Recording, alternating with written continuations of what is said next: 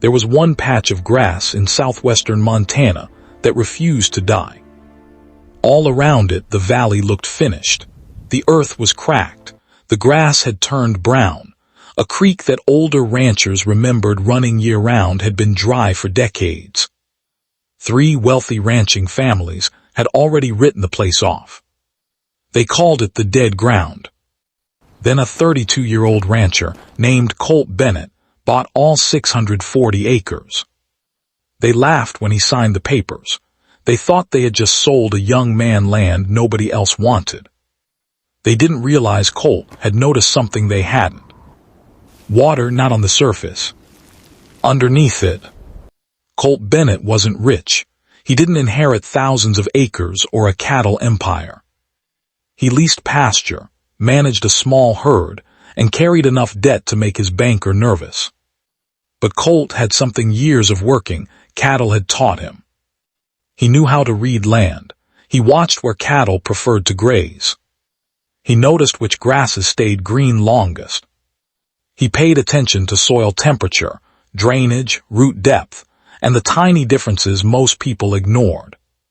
So when 3 neighboring ranch families offered him 640 acres of drought-stricken valley for an almost unbelievable price, Colt didn't see worthless land.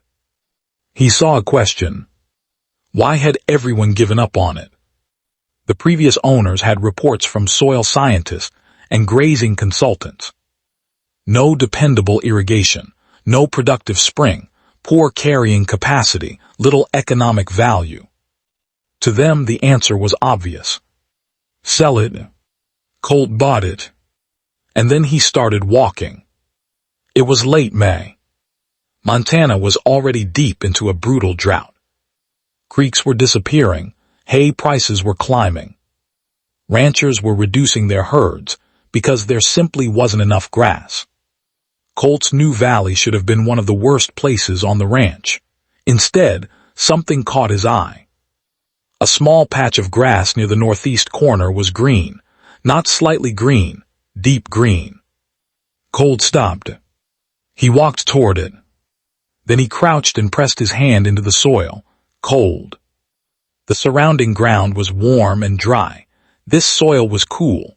Moisture was moving beneath it. Colt stood up and looked around. 30 feet away, the ground was brown. But here, wildflowers were growing. Silverweed, marsh marigold, plants that preferred consistently damp soil. Then he noticed something else. A shallow depression running across the valley. It was barely visible. Most people would have walked straight over it. But Colt had seen old drainage channels before. This one looked natural, and it pointed directly toward the green patch. He went home that night with one thought. What if the water never disappeared? What if it simply stopped reaching the surface? Colt began digging into the valley's past. Old maps, property records, irrigation documents, anything he could find. Then someone gave him a name. Delbert Aldis, 86 years old. Delbert had worked in the valley as a hired hand during the 1950s. When Colt finally sat down with him, he showed the old rancher a map. Delbert stared at it for several seconds. Then he pointed toward the northeast corner. There's water there. Colt leaned closer.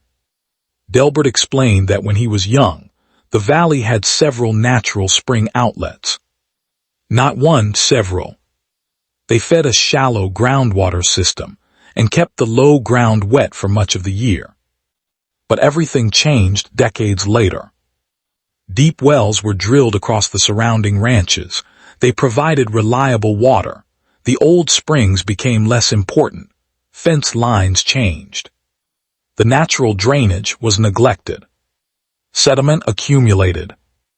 A major flood buried parts of the old spring outlets. Eventually, the valley stopped looking like a wetland. People forgot what it had once been, but the old maps hadn't forgotten. Colt went to the county courthouse and found exactly what Delbert had described. One old map contained 2 words that changed everything. Spring complex. The marking sat almost exactly beneath the green patch he'd discovered. Colt didn't bring in heavy machinery immediately. He didn't want to tear apart a valley based on a theory. Instead, he dug small test pits. He followed the old drainage. He watched where the soil changed. He traced the wet areas. Eventually, he brought in a hydrologist who agreed to study the site. The findings were promising. Groundwater was still moving beneath the valley. The system hadn't died. It had simply lost its outlets. So Colt began carefully restoring them. Sediment was removed from 2 old spring outlets. The drainage was reshaped, so water would slow instead of rushing away. The surrounding pasture was managed carefully, giving the native grasses time to recover and allowing their roots to rebuild the soil structure. Nothing happened overnight. For weeks, the valley still looked almost the same. Then one morning, Colt saw something he'd been waiting for: water. A thin stream appeared where the old spring had once flowed. At first, it was barely more than a trickle, then it kept running. By the end of the season, the change was impossible to ignore. The tiny green patch had expanded, then expanded again. What had once been roughly 30 feet of green vegetation had become several acres of productive wet ground. Native grasses thickened. The pasture stayed green longer. Cattle began spending more time there. And because the grass lasted longer, Colt's herd needed less supplemental feed. In a drought, that mattered enormously. But something even more remarkable was happening. Wildlife began returning. Elk came down from the ridge in the evening.